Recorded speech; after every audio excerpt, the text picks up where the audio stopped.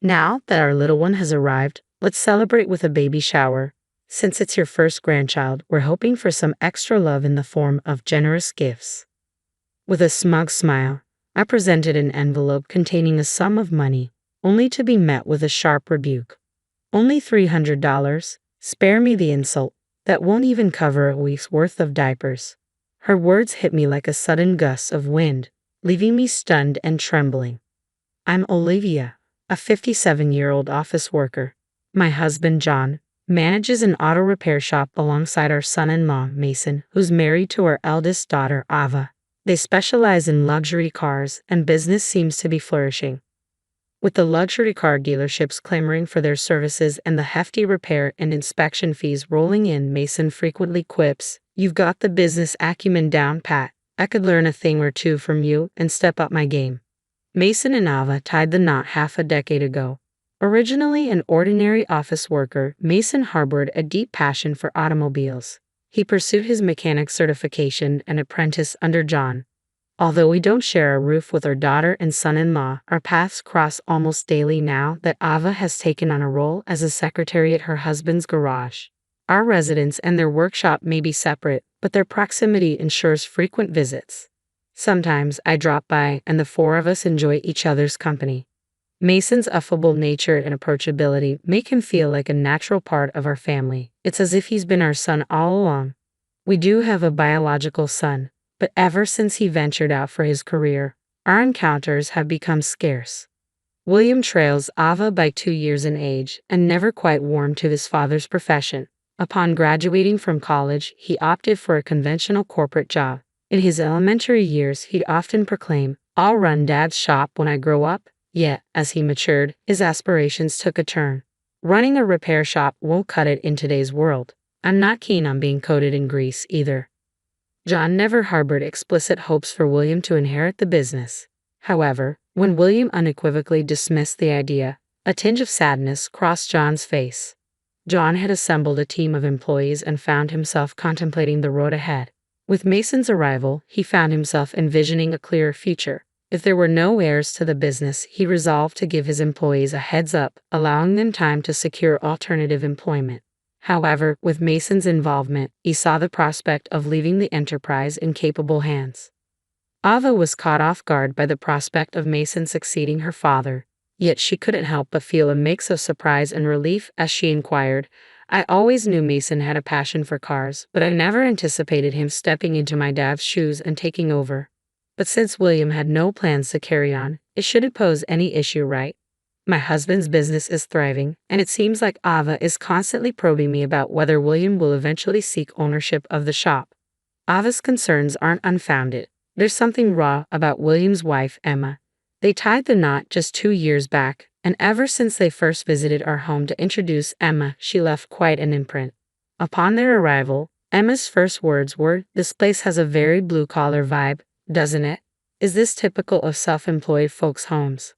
My husband and I were so stunned that we couldn't find any words to reply. Ava, who was also present, appeared to be seething with anger and swiftly fired back, "Who do you think you are? What kind of remarks are those to your future in-laws?" Yet Emma stood firm, asserting, "I'm just speaking my mind. Please refrain from picking on me even before we're officially married." I attempted to diffuse the escalating tension between the two women and tried to proceed with the introductions for the impending marriage. However, William interjected, saying, "Just because we're getting married doesn't mean we'll be living here or relying on you." It became evident that William wasn't pleased with Mason's involvement in his father's business and his close relationship with us. Since Ava and Mason tied the knot, William seemed intent on putting even more distance between himself and our family. Mason chose not to join us that day out of consideration. However, William couldn't resist making a snide comment, remarking, "Looks like Ava's husband decided to skip out today, huh? Probably didn't want to embarrass us all with his usual greasy appearance. I'm just glad he's not here." Despite his earlier claims that he had no interest in taking over my husband's shop, it was apparent that William might harbor some resentment towards Mason, who wasn't a blood relative, potentially becoming the successor. His words ignited a surge of anger within me, and I couldn't help but fire back. "Are you feeling jealous of Mason now? You were the one who adamantly declared you had no intention of taking on your father's business." My typically mild-mannered husband intervened, trying to diffuse the tension. Let's not allow anger to consume us, everyone. Since William's fiancée has taken the initiative to introduce herself, let's strive to get along. Despite my husband's attempt to maintain peace, I found it increasingly challenging to contain my frustration. Yet before I could say anything more, Emma interjected, I don't particularly care. I never had any intention of getting along with you anyway. She addressed us with an air of condescension, speaking down to us as if we were beneath her. Despite beginning to calm down at my husband's soothing words, both Ava and I found ourselves growing irate once more. We exchanged stern glances with Emma, but she seemed to derive amusement from our agitation. You common folk are so easily riled up. Coming from a family of privilege, I can't say I've ever experienced anger, she chirped, proudly flaunting her upper-class background. According to William's previous accounts, Emma's father held a prestigious position as the director of a large corporation. It was apparent why she viewed us as commoners. The prospect of such a woman becoming our daughter-in-law weighed heavily on both Ava and me. Even my husband seemed to recognize the untenable situation. He proposed to William and the others, perhaps it's best we conclude our meeting for today. After all, this was intended to be a simple meet and greet. The two of them hastily departed, leaving a lingering tension in their wake. Even after their departure, Ava was still ablaze with anger. Who does she think she is? Boasting about her upper-class lineage just because her father holds a directorial position in a company. She's overstepping her bounds. Even my husband, who had been attempting to pacify us, appeared taken aback. William certainly has his hands full with that one. I'm apprehensive about what lies ahead, he remarked, letting out a heavy sigh. He recounted to us the challenges Emma had presented during the wedding preparations. On the eve of the wedding, Emma deliberately paid us a visit and remarked, please ensure you scrub yourself clean, future father-in-law. And do make an effort to dress appropriately, future sister-in-law. You must be aware of your own appearance, right? After all, you're not exactly the epitome of beauty. At least try to present yourself decently. Her words dripped with sarcasm as she spoke. I felt a surge of anger rising within me, ready to retort, but my husband interjected calmly, noted, we'll ensure there are no disruptions. Emma appeared momentarily taken aback by his response. It seemed she had anticipated a more heated reaction, but my husband's composed reply left her at a loss for words. With a dissatisfied expression, she exited the scene, unable to provoke the desired reaction from us. The following day, at the wedding ceremony, Emma stepped forward in front of our family and delivered her usual barbed remarks. It's embarrassing for everyone to associate with your relatives, so kindly keep them in check. And as for this pervasive oily smell in the vicinity, it's all thanks to you, she sneered, unable to resist her habitual snidiness. Upon meeting Emma for the first time, Mason wore a fascinated expression and remarked, I'd heard some rumors, but she's even more intense than I imagined. Normally sporting long, unkempt hair and a beard, Mason had tidied up his appearance for the occasion, dressed sharply in a suit, leaving Emma with no grounds for complaint. Though, he added with a hint of mischief, I kind of wish he'd shown up in his usual work attire, long hair, and all, just to see Emma's reaction. Following the wedding, we received no word from William at all. Concerned, I voiced my worries. I wonder how William is holding up. My husband, sounding resigned, replied, no news is probably good news. I was worried too, but reaching out might only rile up his wife. Let's wait for them to reach out to us. During their previous visit for the marriage introduction, it had been made abundantly clear that they wanted minimal interaction with us, making it difficult for us to initiate contact. 2 years passed without a single word from William. Emma's behavior at the wedding continued to be a topic of conversation among us. Whenever my husband, Ava, Mason, and I gathered for a meal, the subject inevitably arose. I don't think Emma even knew who I was. No one bothered to introduce me to her. She probably saw me as some rough relative, Mason remarked, eliciting laughter from us. It would have been quite a sight if you had shown up in your typical work attire, messy hair and all. She might have thrown you out, I added, chuckling along with everyone else. The tension at the wedding had been so palpable that Mason never had the chance to introduce himself to Emma. Nevertheless, Mason had seamlessly integrated into our family by now, becoming like a cherished son to us, even in William's absence. Then, out of the blue, one day, heavy snowfall blanketed the area, causing chaos on the roads as cars became stranded everywhere. At my husband's workshop, a surge of requests flooded in from customers needing their cars towed, keeping everyone bustling with tasks. The team split up duties to handle the influx efficiently. My husband and Mason embarked on a job for a foreign car dealer, a routine task for them. However, upon their return, both wore expressions of despondency. Concerned, Ava probed Mason about their mood, but he brushed it off with a casual, "It's nothing." Taking his word for it, I didn't dwell on their demeanor. A few days later, William and Emma unexpectedly appeared at our doorstep, Emma cradling a baby in her arms. At the sight of the sleeping infant, a smile spread across my face involuntarily. Ava, who happened to be visiting, shared in the moment, exclaiming, "Emma, you've had a baby." She reached out to touch the child, only to draw back abruptly, recoiling from Emma's hand with a sharp cry, "Don't touch her with your greasy hands. The smell of oil will rub off." The sight of the baby momentarily swept away my concerns, but it quickly became apparent that Emma remained unchanged, even in her new role as a mother.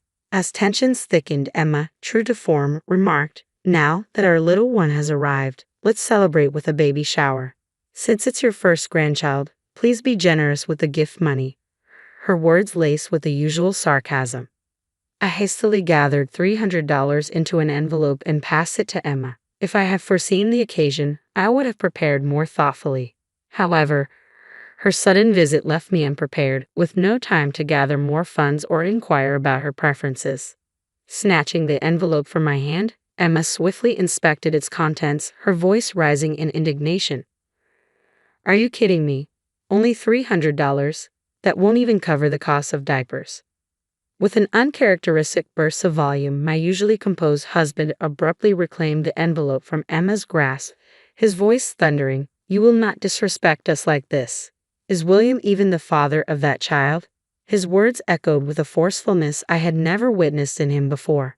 His assertion about the child's paternity left me utterly bewildered.